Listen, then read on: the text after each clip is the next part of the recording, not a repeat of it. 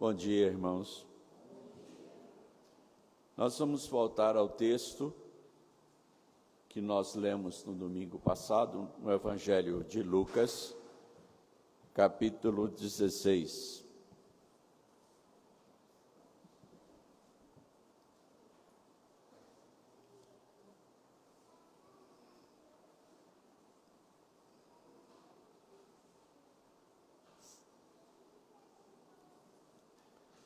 Nós estamos meditando a respeito do rico e o mendigo, segundo o evangelista Lucas, no capítulo 16, a partir do versículo 19.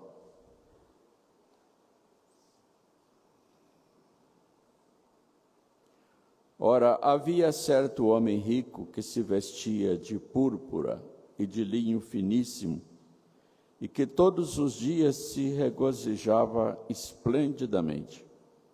Havia também certo mendigo chamado Lázaro, coberto de chagas, que jazia à porta daquele, e desejava alimentar-se das migalhas que caíam da mesa do rico. E até os cães vinham lamber-lhe as úlceras.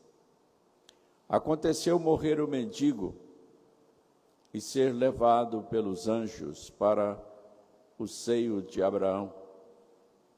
Morreu também o rico e foi sepultado.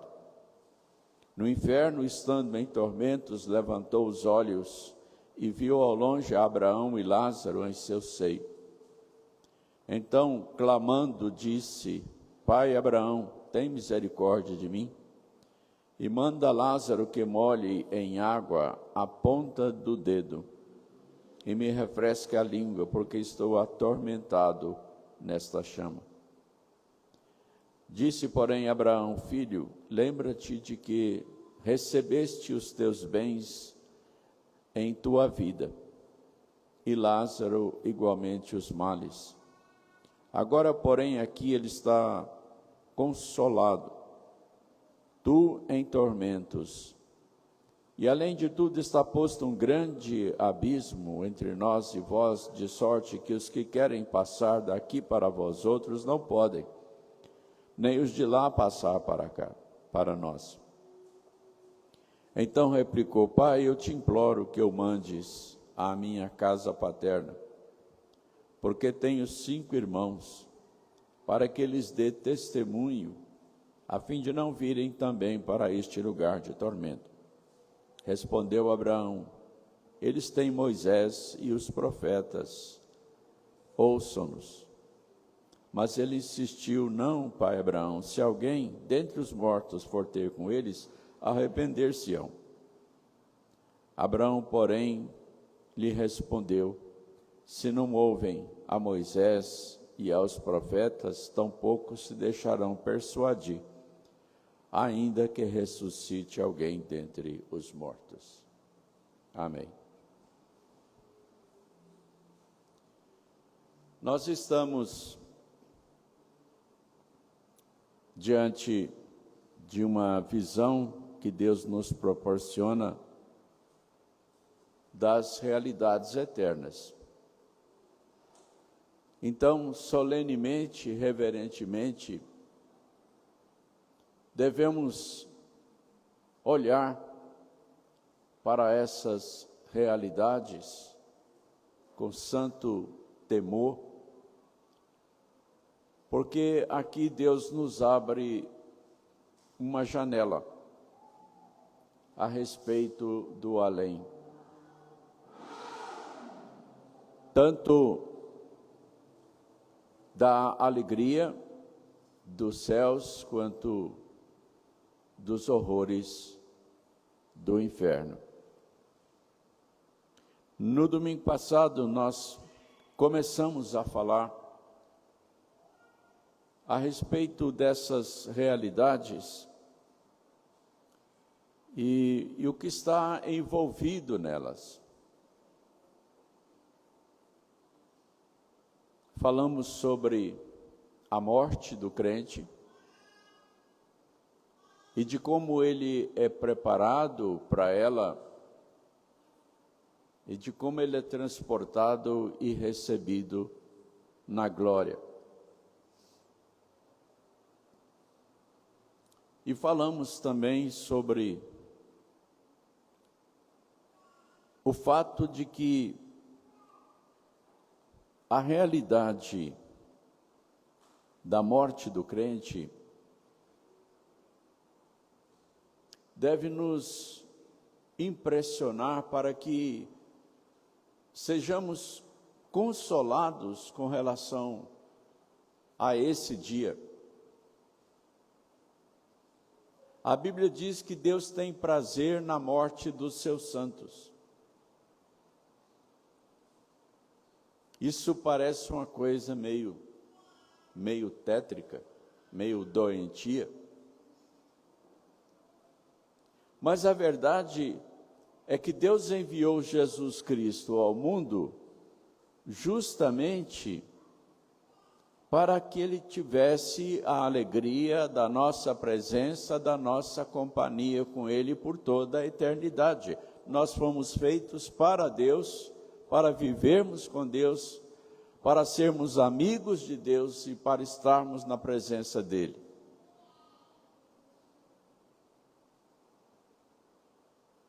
Então, a nossa morte, a morte do crente, é a realização do projeto de Deus de viver conosco, pessoalmente, para toda a eternidade. E a nossa partida daqui para Deus é uma festa nos céus, é uma alegria para Deus, porque Ele deseja a nossa companhia e pagou um preço incalculável para isso. O apóstolo Paulo disse que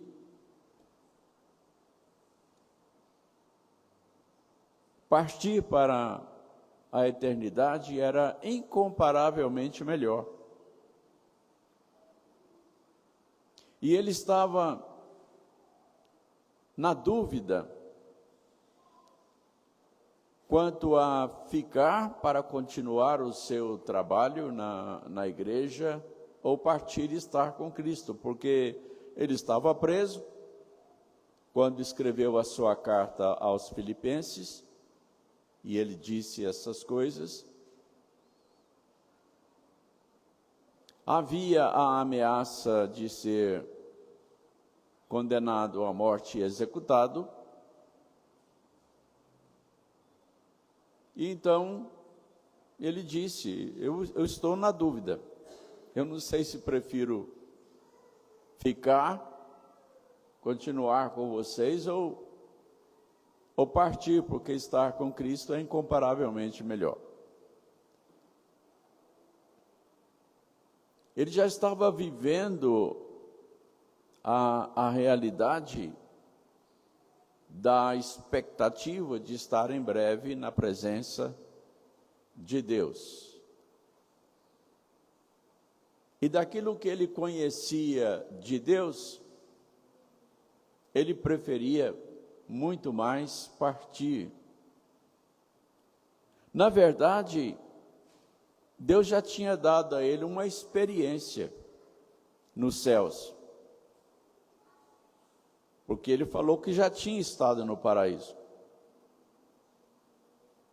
E viu e ouviu coisas que não dava para ele comentar, eram indescritíveis, eram maravilhosas demais.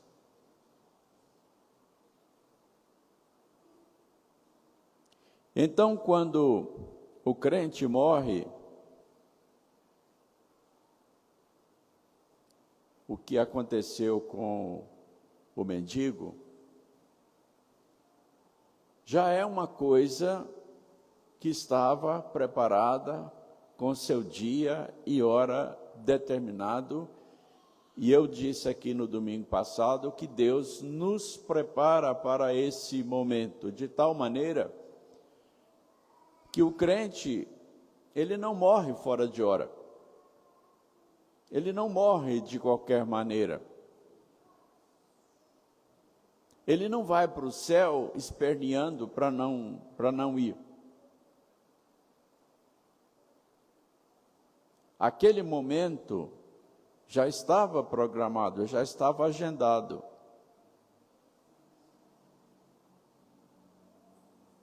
E então ele vai com a visão dos anjos e dos céus.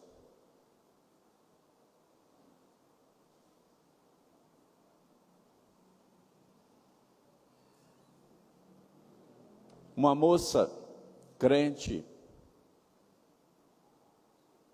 estava à beira da morte em um hospital, numa cidade lá do estado do Espírito Santo. Os médicos tinham mandado chamar os parentes, porque ela estava nos últimos momentos e a família estava lá em volta dela, no leito do hospital.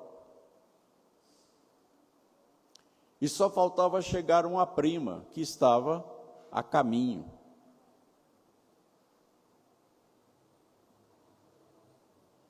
Então, em determinado momento, aquela moça que estava morrendo, ela disse: eu estou vendo o meu Senhor, eu estou vendo o céu. O rosto dela estava brilhante. Havia uma alegria indescritível naquela face. E então ela disse: olha, eu estou vendo fulana lá também. Essa fulana que ela estava vendo era a prima que estava de viagem para o hospital.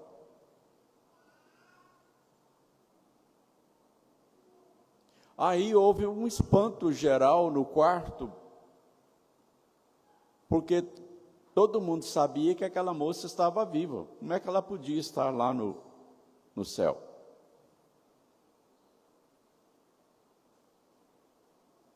Só que naquele momento ninguém sabia, mas aquela prima que estava em viagem havia sofrido um acidente fatal e tinha morrido no momento do acidente. Ninguém sabia disso. Mas aquela que estava tendo a visão da glória, ela viu.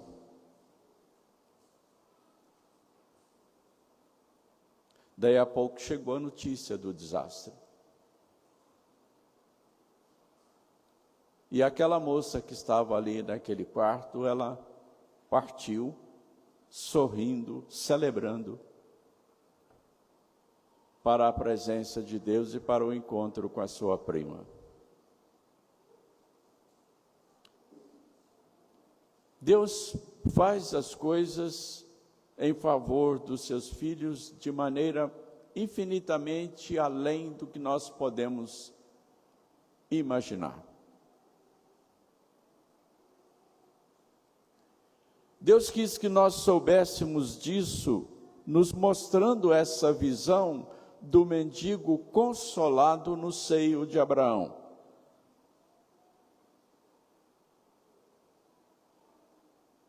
Deus está falando com aquele rico que estava no inferno,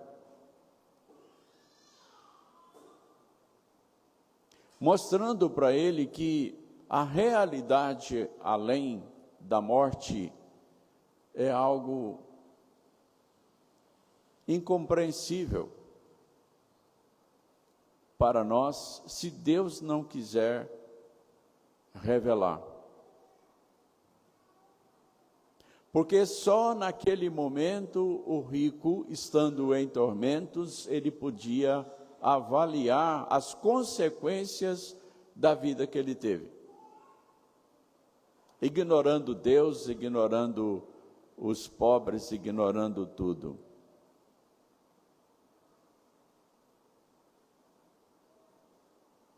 Eu disse aqui que nós não sabíamos como o mendigo se converteu, não sabemos os detalhes, mas nós sabemos com certeza absoluta que foi através do Evangelho.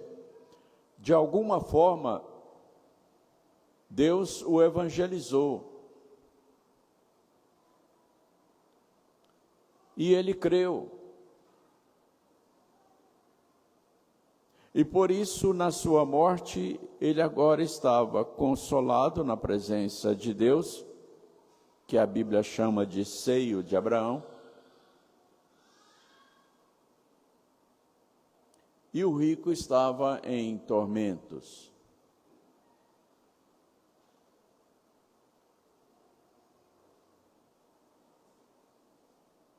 Nós também falamos a respeito desta chama que consumia o homem rico no inferno e que era um motivo de tormento para ele. Ele disse: estou atormentado nesta chama. Então nós lembramos aqui que esta chama, ela não é física. Às vezes a gente vê certas gravuras do inferno com pessoas queimando no meio de chamas físicas. Chama física não queima espírito. O que consome as pessoas em tormento no inferno são chamas espirituais.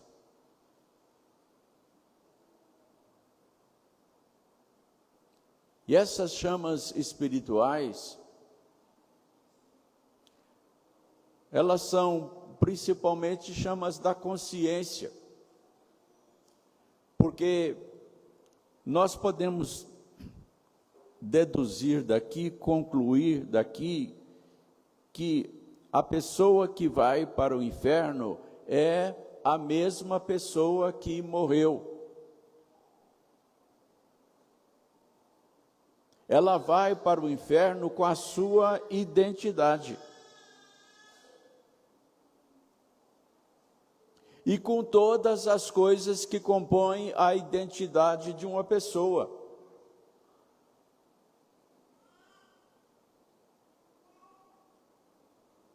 E uma das coisas que fica claro nessa passagem, a respeito dessa identidade, é a memória.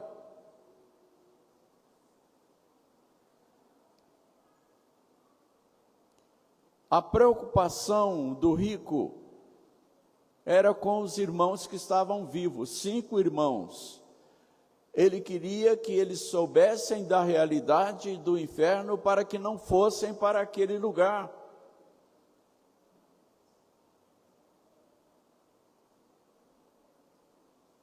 Primeiro ele pediu que Deus permitisse que Lázaro molhasse em água a ponta do dedo para lhe refrescar a língua. Ele queria algum tipo de refrigério, mesmo o mínimo que fosse. O mínimo que fosse.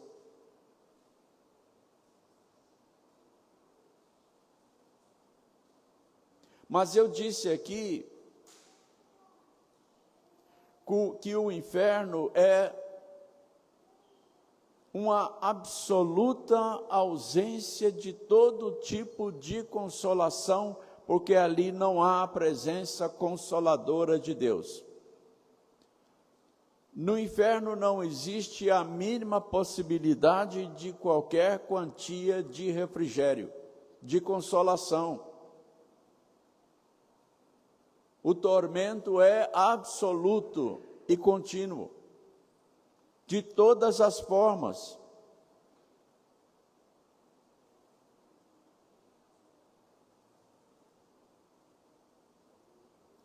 E uma das formas de tormento é justamente a preservação da memória. As pessoas vão para o inferno com a sua identidade, e um dos componentes da identidade humana é a memória.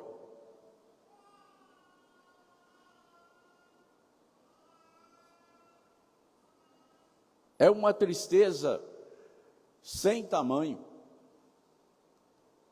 poder se lembrar de todas as oportunidades que teve de arrependimento e não aproveitou. E agora, por toda a eternidade, a pessoa não vai ter mais nenhuma oportunidade. Não há mais. Fechou a porta da eternidade. Nós falamos sobre essa porta que se fecha sobre o abismo de tormento.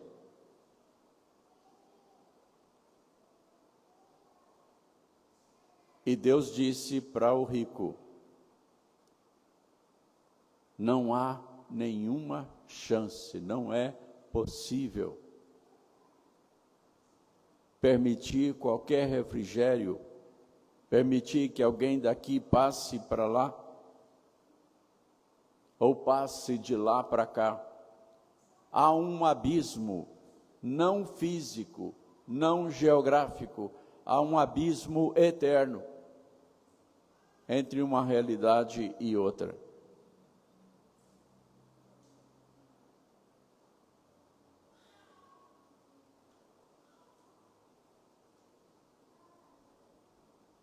Mas um outro elemento da nossa identidade que a gente percebe aqui nessa história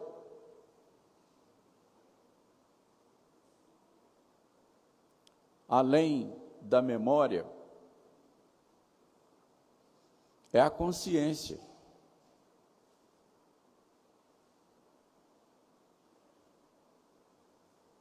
A consciência está em chamas.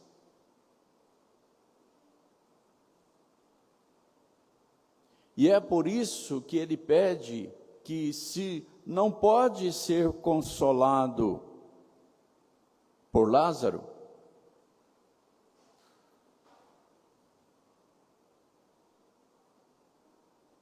então ele pede que o consolo vá para os seus irmãos.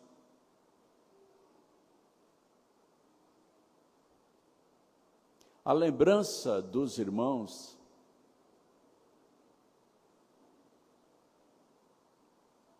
é uma questão de remorso.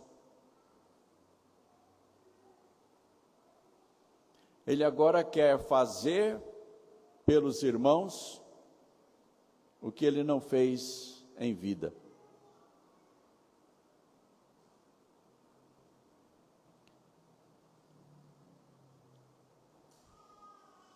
O remorso é uma tragédia. Ele é algo que corrói e destrói a felicidade, a alegria humana. O remorso é um peso insuportável que a mente não aguenta sofrer. E eu contei aqui no domingo passado o caso do Dr. Pedro Nava, que se matou porque não aguentava mais a solidão. A solidão, ela é provocada pelo remorso. O remorso gera vários problemas de consciência, inclusive a solidão, porque o remorso ele aliena a pessoa de um relacionamento saudável com qualquer outra pessoa. Quem sofre de remorso é um alienado. E sofrer isso por toda a eternidade é uma chama que nunca vai se apagar.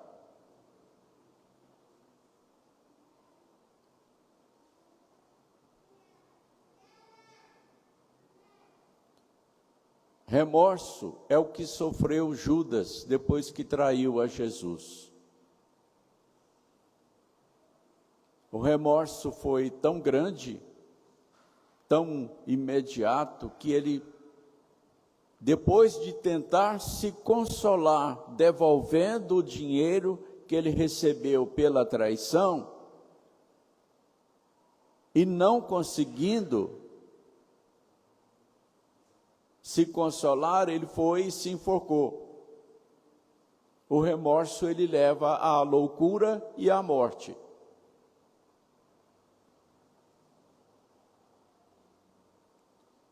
Uma das maiores porcentagens de suicídio, isso já foi comprovado, é o remorso. A pessoa não suporta o peso do remorso. E o que o rico estava sentindo no inferno era remorso. Porque no inferno a pessoa continua com a sua consciência. Agora imagina pensar isso, sabendo que é por toda a eternidade, que a pessoa nunca vai se livrar daquela chama. O inferno é uma casa de loucos. É uma casa de pessoas atormentadas, inclusive pelo remorso. Solidão com remorso.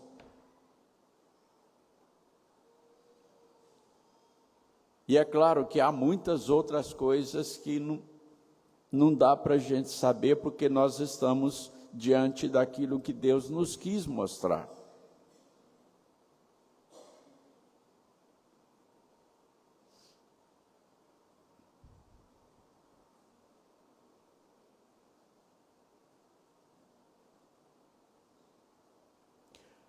Mas o texto, ele está falando de arrependimento, porque quando o rico pede que Deus mande Lázaro à casa dos seus irmãos, ele acha que os irmãos, vendo Lázaro vivo, vão se converter.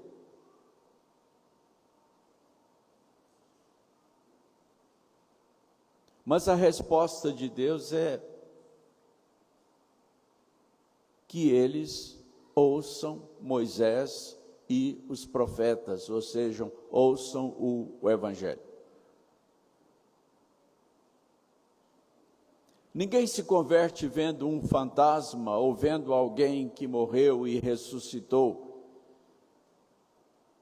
Porque a conversão só é possível pela palavra de Deus, é pelo Evangelho. Deus não estabeleceu nenhuma outra forma de salvação a não ser pelo Evangelho.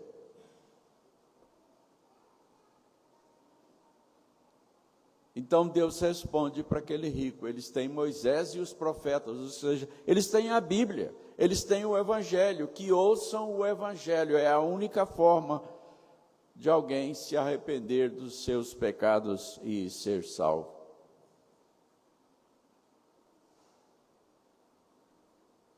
E aí então Deus está trazendo para nós todo o peso da realidade eterna,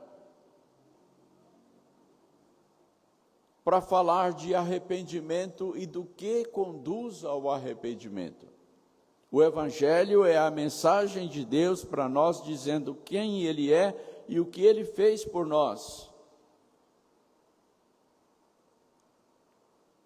E que Ele quer nos dar a vida eterna se nós nos convertermos dos nossos pecados.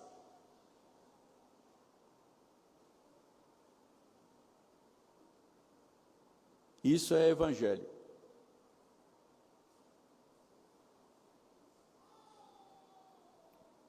é a recepção da graça de Deus em Cristo Jesus.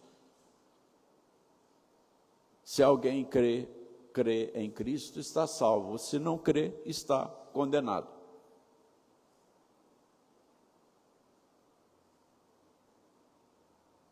Foi isso que Jesus Cristo disse durante todo o seu ministério, foi isso que João Batista disse, anunciando a vinda de Jesus Cristo, e é isso que a igreja tem dito para o mundo em todos esses séculos e vai continuar dizendo até o fim.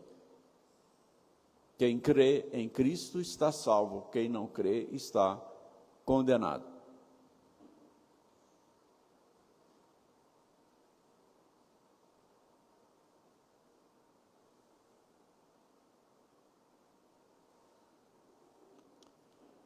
Abraão, porém, lhe respondeu: se não ouvem a Moisés e aos profetas, tampouco se deixarão persuadir, ainda que ressuscite alguém dentre os mortos.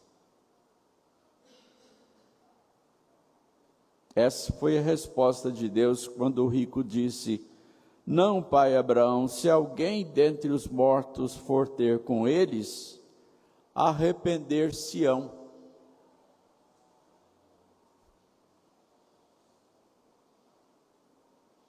Ele sabia pela sua consciência, carregada de remorso, que ele teve a oportunidade de arrependimento e não aceitou. Agora eles querem uma manifestação fantástica do surgimento de alguém dentre os mortos, para impactar os irmãos, para que eles se arrependam.